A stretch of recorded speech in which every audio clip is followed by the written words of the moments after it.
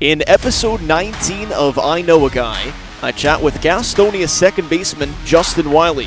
Fresh off joining the 30-20 club, prepare to wind down with Wylie.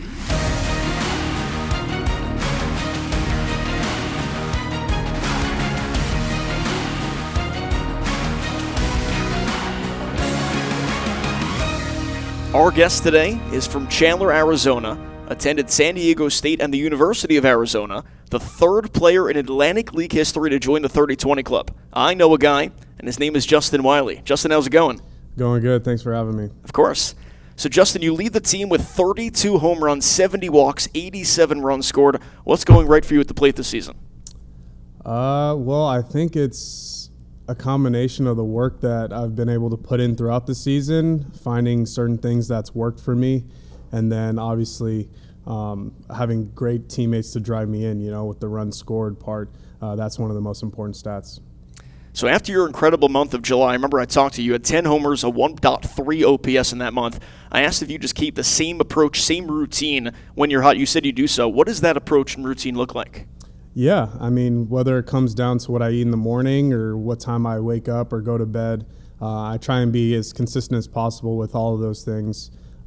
We have a great group of guys on the team that we really want to put in the work each and every day, so the results are just a byproduct of the conditions that we have beforehand. So whether it's getting in the cage for an hour or two, tweaking our swings, making sure we're dialed, tuning everything up, the results are just a byproduct of everything that we do behind the scenes. 32 homers, 21 steals, like I mentioned in the intro. Third player in the league history to go 30-20, the others being Ozzie Canseco in 2000 and Leobaldo Cabrera last year. Are you impressed with yourself after the season you're having, or is it something you expected coming in? Before the season, I've never told myself that, statistically, what I want to do. I've always thought if I have a good attitude, put in the best effort that I can, and just am healthy, that I'll put together some numbers. But this year was kind of different. I wanted to, set a standard for myself, and 30 home runs was that standard. I've gotten to 20 before, and I know we play a little bit more games here, and obviously the park here is a great hitter's park, but I wanted to push myself to have that numerical goal. I was able to achieve it, but I also don't want to put a cap on anything. I don't want to put a limit on what my abilities are able to do, You say the park is a great hitter's park. Everyone knows Caramon Health Park, that short left field, 304 feet to left. Does that alter your approach at all when hitting, especially from the right side? No, not really. I mean, it's obviously a righty-friendly park, but I don't think I've gotten too many cheap ones. Maybe one or two that were wind-aided, but I feel like all of our hitters have cleared the fence pretty substantially this season. Also, your chase percentage, 21%, league average 27%. That has led to your 70 walks. How have you worked to be such a disciplined hitter? Yeah, I think that's kind of just been something that has grown throughout my career. In college, I always had a good eye, but I had anxiety when it came to striking out, swinging and missing. So once I got to pro ball, that good eye turned into, okay, sometimes I'm going to strike out. But a lot of the time, if I continue to want to do damage within the strike zone, I'm going to lay off those pitches that are on the edge. So I've really bought into that, and that's kind of led to me being confident in knowing the strike zone, me having a good idea of what pitches I handle well, and laying off those edge pitches that the pitcher wants me to swing at. So if I can do that, then I'm going to have damage in the zone, and then also be standing on first base from a walk, because if I'm doing damage, they're not going to want to pitch to me over the plate. So if I don't get myself out, that's the main goal. Toward the top of the league in homers and walks. You went to two different colleges, Justin, San Diego State and Arizona. How are those experiences different in terms of playing baseball there? Yeah, both schools I feel like are the best on the West Coast. I've been really blessed to be able to go to those. San Diego State was amazing, great atmosphere. I actually have a fantasy league with all the guys from that league. We have a dynasty, and it's really kept us close together. We had our draft yesterday, so I already know the trash talking's already started for the upcoming NFL season. But when it comes to the University of Arizona, that was really where I learned how to be a pro. My head coach was Jay Johnson. He's over at LSU right now. He just won a national championship with Paul Skeens, Dylan Cruz a few years ago. But they did such a great job of developing each individual player there, having a professional approach to the development of each player. That's why they call it the MLB training grounds. And I feel like once I got into that program, I learned how to go about my business a little bit better, what works for me, how I can be successful in different areas, and not be afraid to toy around with certain things. And if it doesn't work, go back to the drawing board, Is that why you're not in the Gastonia Fantasy League, because you're wrapped up in the Dynasty? Yeah. I got a lot of money wrapped into this Dynasty, so I got to be full focus. Justin, you got a bachelor's degree at San Diego State, master's in journalism at Arizona. How much pride do you take, because there are a lot of players who forego college to get signed by affiliated teams, how much pride do you take the fact that you went to college, got a bachelor's and a master's? Yeah, it's funny. Once I got to college at San Diego State, I was all in on baseball. I've always been a good student. I've always gotten good grades.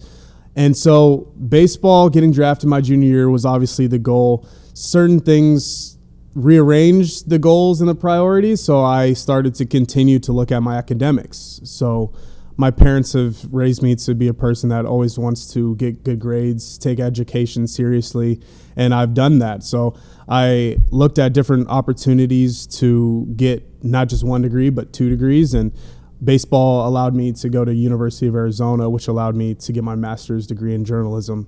So I feel like it's all been a blessing to have 2 degrees at the early age of 23, and being able to have that in my back pocket once I'm done playing baseball. So Justin, you had a few podcasts in college. Talk about the podcast experience for you. Yeah, so in San Diego State, I actually was the beat writer for the baseball team the year I redshirted my senior year. A little bit different. You don't hear many guys say they redshirted their senior year, but it allowed me to transfer to University of Arizona. So during that year, I was a beat writer for the baseball team, and I also worked with the Daily Aztec, which was the school paper. And so I was pretty much like a sports liaison for the athletic department and the news world, because I was also in both. So it was easy to get interviews. It was easy to create certain segments. And I also had a sports talk show to go over each individual athletic team, when they were in season during that year. As for Arizona, the podcast that I held, which was also my master's thesis statement, was called Just a Ball and a Kid. And it pretty much was about the local and global challenges African-American baseball players or athletes face in the day-to-day. It was around the time I graduated in 2020, so obviously there was a lot of racial tension throughout the country during that time with the George Floyd incident. And so prior to that, I was already starting on this podcast. So the timing correlated with the racial climate of the country, and I'm really happy about it because I was able to talk to many different athletes that were at the University of Arizona. We talked to the Africana Studies director. I talked to one of the Athletes in Action director, which is pretty much like the chaplain for the entire athletic department. And then I also talked to not just male athletes, but female athletes, how it changes in the locker room, throughout the community, what they feel from not just the local, but obviously the global things that are going on with the Colin Kaepernick, certain shootings that are going on, and how they have to react from it. Because it's all different to someone with a different skin color when you see people being treated differently that look the same as you.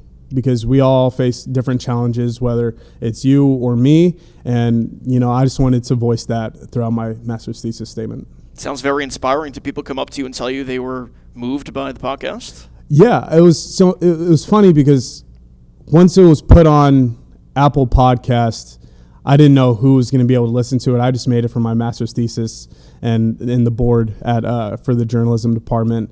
But I got a lot of people that reached out to me that appreciated the work that I was putting in that I didn't even know were going to listen to the podcast. So that was always really appreciated. Now, of course, the 2020 season was canceled because of COVID, but you were set to be a color analyst on Arizona baseball broadcasts for that season. Now, of course, a ton of former players become color commentators. What is it about imparting your knowledge of the game you like so much? Yeah, I honestly loved that position because we did 15 games. So every home game for those 15 that started that 2020 season, I was up in the booth, and it was awesome because just like right now, I love being behind a mic or in front of a camera, and to be able to do that talking about the game that I love is nothing better. And I had a great partner that really set the platform for me to really analyze the game, what's going on. I knew the guys on the team because I was only a year removed, which was I was trying to be not biased, but it was hard when I'm living with like the starting catcher, one of the pitchers, and our center fielder. No, but it was awesome. Being able to see the moves that Jay was making with pitching changes, lineup substitutions, and also defensive alignments, it honestly allowed me to see the game from a different lens too. And you can't rip into them. If the center fielder makes a mistake, you're going home to live with him. So it's not like you could say, "Oh, it's a bad mistake there." Exactly. Yeah. You got to be a little bit unbiased when it comes to that. What does the future look like for you in terms of broadcasting, or even writing, or anything in media? Yeah, I would love to get into broadcast journalism, being in front of the camera, talking about the games, color commentating. I feel like once the avenue for me to be done playing is when I'll really go full in on it. I feel like I have a lot more in the tank when it comes to playing the game. And I feel like the longer I play, the more places I go, the more I have to talk about the game and how I can see things differently. Well, in terms of imparting your knowledge onto others, you're a player development specialist. You have been for the past couple of years in terms of helping others develop baseball skills. What made you want to help other athletes this way? Yeah, in the off seasons, I have a handful of athletes that I really like to work with. They do a great job of developing, and I like to do it because it gives me a different lens to look at. Just like in analyzing the game from the booth, when you're coaching, you see it differently, and I think all those different perspectives allow me to see the game while I'm playing a little bit differently too. I love trying to see someone who's passionate about the game work on their craft. I think a lot of the time we don't have that same perspective of baseball, whether it's a sport, whether it's your journalism, whether it's someone who's into art. It's all a craft. And if we go each day working on our craft in some different way, as if my baseball skills are an art or your broadcast journalism is an art, we look at it differently. We don't have the same strenuous, I got to go to work. It's I get to do this. I get to go to the cage, work on my swing, work on my technique. I get to work on my backhand at second base. And the kids that are really passionate about it back home in Arizona, I get no better joy.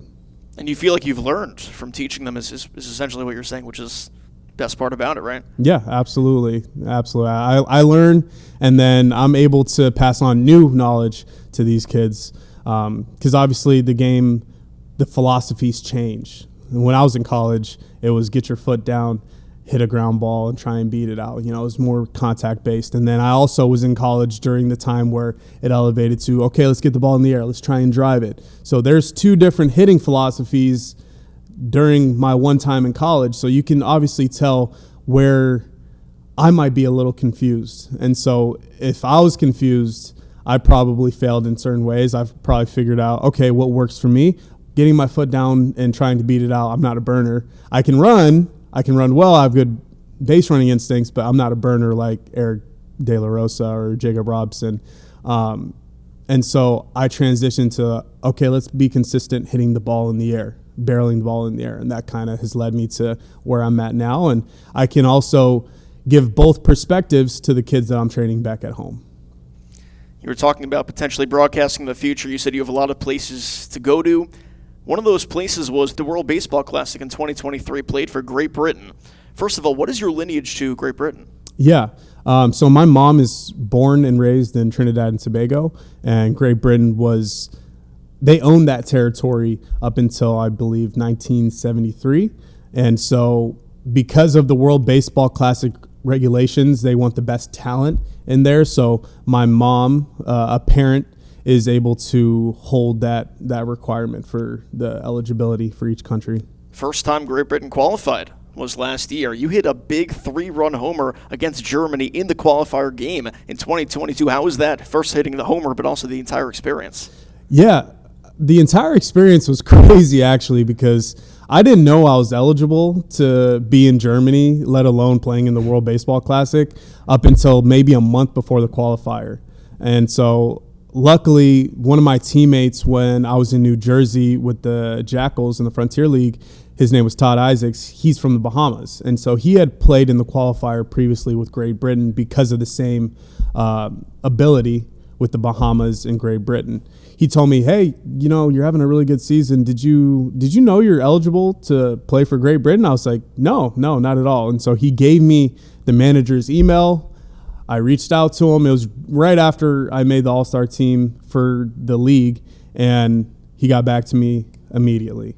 And so one of our hitting coaches is Brad Marcelino, and I had played against Brad while he was coach at University of San Diego while I was at San Diego State. So we were very familiar with each other. He texted me immediately, said, hey, we're going to put your stuff into MLB. I got approved, and I was on a plane to Germany in like 2 weeks. And so everything happened really fast. Getting to Germany, I was, wide open, trying to take everything in. A bit nervous, feeling it out. I don't know who's on this team, but I know we have some good ball players. And they stuck me right into the fire. I was batting 4, playing third base, and, we all did every bit of what we needed to win each game. And so playing Germany in Germany, to go back to your point, it was amazing. It was sold out. In the first game, we knew it was going to be tough. And we kind of just punched them in the mouth from the get-go. The 3-run home run in the first kind of set the tone, and we didn't look back from there. We had Jacob Robson on the podcast. He talked about getting drafted by the Mumbai Cobras of the new Baseball United League. You were also drafted by the Cobras. So Robson talked about going with you essentially over there. How's the experience been like from your side? Yeah, it's honestly, it's been awesome to be involved in something that's groundbreaking. Wherever this game takes me, I'm all in. And because Baseball United has given me the opportunity to go to, whether it's Dubai, Mumbai, wherever they're holding the games, I believe it's in Dubai, I'm going to give my best effort and try and be an ambassador for the sport, What's the update on that? Are you going February? Yes, so they just came out with the official dates. February 22nd to the March 1st is when we're having another showcase of exhibition games out in Dubai. We're going to be playing 2 to 3 games out there, and then we're going to have a full season in October to November. We're going to have a month-long season during that time. So me and Jacob are going to be together on the same team for a while. This is our 3rd season together, and, that's one of my best friends. Yeah, because Kansas City last year also, right? Yep, we were in Kansas City together. That's where we met, and then we also were in Sydney, Australia in the ABL this past winter. We have a segment on this podcast called Cool Connections, whether it's a household name or just someone you've come across in your baseball experience that has influenced you in a big way. Any cool connections you've made? Cool connections. I would have to say, as much as I've played and as many teammates as I've had, I think the coolest connection that I would be away from the field. I do some work with the Players Alliance, and the coolest connections that I have with them would have to be with the founders, CC Sabathia, Curtis Granderson, Edwin Jackson. Those guys obviously are ambassadors for the game and also GOATs for the game. And I feel like being able to help the cause that they've laid the floor for, it's been amazing to be close with them. So what kind of conversations have you had with them? What kind of interactions have you had? A lot of stuff that they do is kind of behind the scenes, more ambassador style. And what I do is I helped with the Jackie Robinson Day campaign with all 30 teams, going to talk to each team, and then also certain clinics, equip the future mentorship clinics with the Players Alliance. So they're not at those things. They're at the things with Rob Manfred. But we've had dinners together. We were in Dallas all together for the All-Star Week. Justin, your favorite player growing up was Derek Jeter. Now, Was it the winning? Was it the way he carried himself? What drew you to admire Jeter growing up? I would have to say it was a guy who looked like myself that played a really cool position on the best team in the world, Derek Jeter was not only a great baseball player, but a great ambassador for the game. I love the way he carried himself. As a leader, he said all the right things, did all the right things, stayed out of trouble. And you can only tip your cap to the captain, obviously, when it comes to that. And winning under the brightest lights is obviously one of the coolest things that you can do, too. As an infielder yourself, did you try to be him, whether it's defensively or at the plate growing up?